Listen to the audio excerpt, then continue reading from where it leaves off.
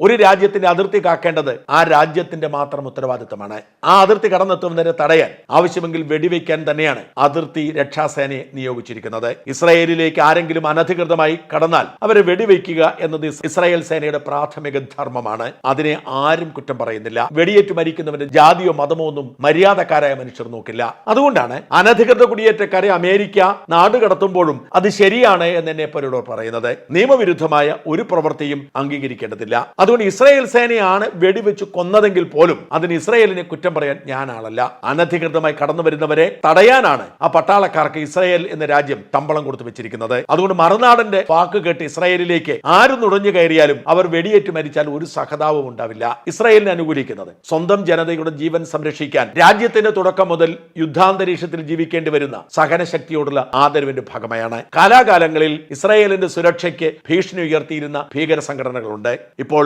ഹിസ്ബുള്ളയും ഹമാസുമാണ് എന്ന് മാത്രം. ഈ ഭീകരന്മാർ ഫലസ്തീനിലെ സാധാരണ മനുഷ്യരുടെ ജീവൻ നഷ്ടപ്പെടുത്തുന്നു എന്ന വേദന മാത്രമേ എനിക്ക് ബാക്കിയുള്ളൂ.